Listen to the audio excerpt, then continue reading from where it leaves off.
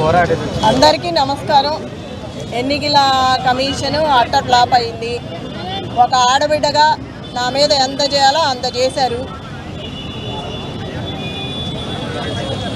ప్రజాస్వామ్యంలో అప్రజాస్వామికంగా జరిగిన ఈ ఎన్నికలు, రౌడీయిజంతో జరిగిన ఎన్నికలు ఇవి.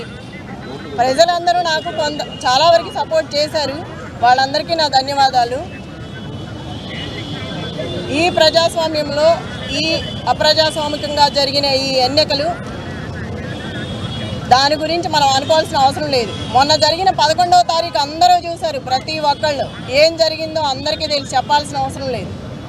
రిగ్గింగ్లు, రౌడీయిజాలు అదే పైకి వచ్చింది, అదే గెలిచింది. అది ఒక మహిళ మీద. అది ఎంతవరకు న్యాయమో మీరే ఆలోచించాలి. ప్రజలు కూడా ఆలోచించుకోవాలి. అంత భయపెట్టి భయాందోళనకు గురి చేసినా కూడా ఒక్కొక్కరు భయపడతారు, ఒక్కొక్కళ్ళు ధైర్యంగా ఉన్నారు. వాళ్ళు కూడా మనం అనే పని లేదు. వాళ్ళ ఇబ్బందులు వాళ్ళకు ఉంటాయి, వాళ్ళ సమస్యలు వాళ్ళకు ఉంటాయి. తర్వాత ఏంటనేది కానీ ఇదైతే చెప్పడానికి రానిది, చెప్పనలవి కానిది, అనుకోవడానికి కూడా సిగ్గుగా ఉన్నది. ఇది ఒక మహిళ మీద ఇలా చేయడం, ఎంతమంది వచ్చి ఇంత చేయాల్సిన అవసరం లేదు. ఇంతకుముందు లాస్ట్ ఎలక్షన్ ఎలా జరిగింది, ఈ బై ఎలక్షన్ ఎలా జరిగింది, అన్ని చోట్ల జరిగిన బై ఎలక్షన్స్ ఎలా జరిగినాయి, ఒక రౌడీ రాజ్యంతో జరిగింది ఇది. మీరందరూ చూసారుగా, ఇంకా చెప్పాల్సిన పనే ఉంది. ఈ రౌడీయిజం చూస్తున్నారు కదా, 3 months నుంచి 4 months నుంచి చూస్తూనే ఉన్నారు. మాట్లాడితే అమ్మాయి మాట్లాడింది అంటారు, నవ్వితే నవ్వింది అంటారు, గట్టిగా మాట్లాడితే ఇవాళ ఎందుకు గట్టిగా మాట్లాడింది అంటారు. మనం రౌడీయిజం మాత్రం రోజు చేయొచ్చు. ఒక కార్యకర్తకి అండగా ఉండాలి కదా. మరి అందరు కార్యకర్తలకి భయపెట్టిన వాళ్ళ దగ్గరికి వెళ్ళి ధైర్యం చెప్పి అండగా నిలబడి కార్యకర్తల కోసం మాట్లాడిన దాన్ని కూడా తప్పుగా తీసుకున్నారు. దాన్ని కూడా భూతద్దంలో చూపించారు. ఒక మహిళని ఇలా చేయడం ఫస్ట్ టైం మీరే చూస్తున్నారుగా. ఒక మహిళ మీద ఇలా చేయటం, దీన్ని గెలుపనరు.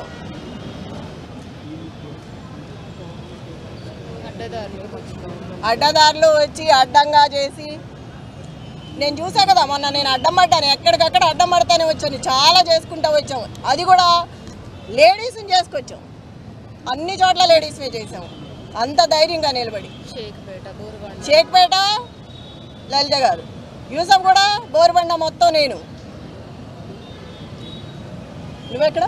షేక్పేట. తన్నారు, రక్తాలు గారేటట్టు గుద్దారు, ఇష్టం వచ్చినట్టు చేశారు. దీన్నైతే గెలుపనరు. చివరికి నేను చెప్పేది ఏంటంటే, నైతికంగా నేనే గెలిచాను. నా భర్తకు వచ్చింది ఇప్పుడు అక్కడ. ఏది ఎంఐఎం 4-5 పార్టీలు నిలబడితేనే నా భర్తకి 16,000 చిల్లర వచ్చింది. ఏ పార్టీ లేకోకుండా మేమిద్దరమే ఉన్నప్పుడు అది వచ్చిందంటే రౌడీయిజంతో వచ్చింది. అది స్వతహాగా తెచ్చుకున్నది కాదు. నైతికంగా నేనే గెలిచాను. రౌడీయిజం గెలిచింది అనేది నాకు సంబంధం లేదు. అది గెలిపే కాదు అసలుకి, అందరూ వచ్చి గెలిపించుకున్నది. అది అధిష్టానం అధికారంలో ఉంది కాబట్టి రౌడీయిజాన్ని చేసి రిగ్గింగ్ చేసి, ఇక్కడ రిగ్గింగ్ చేశారు, లోపల ర్యాగింగ్ చేస్తున్నారు. అప్పుడే రౌడీయిజం స్టార్ట్ అయిపోయింది. ఆల్రెడీ మార్నింగ్ నుంచే స్టార్ట్ అయింది. మేము చీరలు కట్టుకుంటే చీరల మీద కామెంట్స్, ఎదవలు ఇచ్చిన చీరలు కట్టుకొని వచ్చామని అంటున్నారు. మరి ఎక్కడ స్టార్ట్ అయింది? అప్పుడే ర్యాగింగ్ స్టార్ట్ అయింది. ఆడలేదు, మగ లేదు. మహిళలకు ఇట్లాగే చేసేది. గెలిస్తే గెలువు, ఏదో జన్మానికో శివరాత్రి అని గెలిచావు. ఇప్పుడు గోపీనాథ్ ఉన్నంతకాలం మూసుకొని కూర్చున్నావు. గోపీనాథ్ లేకపోయేసరికి బయటకు వచ్చి ఇవాళ నీ ప్రతాపం చూపిస్తున్నావు. నీ గెలిపేం కాదు ఇది, అందరూ కలిసి చేసిన గెలుపు నీకు. అది నీ స్వతహాగా గెలిచింది కాదు. చెప్తున్నాగా, నైతికంగా నేను ఎప్పుడో గెలిచిపోయాను, రౌడీయిజంగా గెలిచావు. ఇప్పుడు అది ఇంకా చెప్పండి, ఇంకేమైనా కావాలా?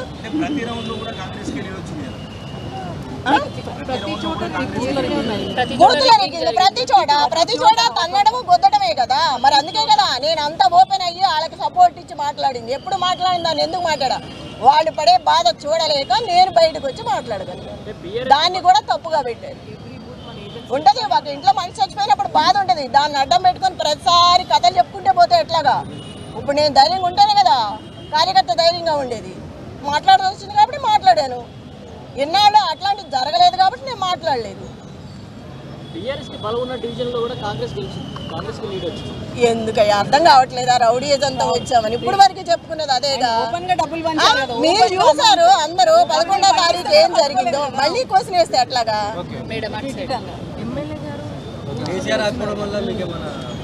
కేసీఆర్ గారు ప్రచారానికి రావడం వల్ల కొంత అట్లా ఏమీ లేదు. రేవంత్ రెడ్డి గారు ఎన్నిసార్లు వచ్చారు?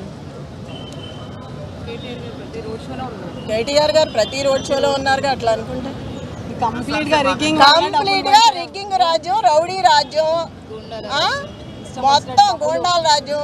ఇంకా చెప్పేది ఏముంది? అంతా మీరు చూస్తాం. మళ్ళీ అట్లా క్వశ్చన్ చేస్తే అట్లాగా అన్నీ తెలిసిన వాళ్ళు మీరు కూడా మళ్ళీ ప్రశ్నిస్తారా జరిగిందంతా చూసి? ఏమా ఎంత జరిగింది చూస్తున్నారు 3 నెలల నుంచి, మళ్ళీ మీరే క్వశ్చన్లు వేస్తే అట్లాగా? ఇప్పుడు కూడా మీకు తెలుసు ఏది న్యాయమో అన్యాయమో.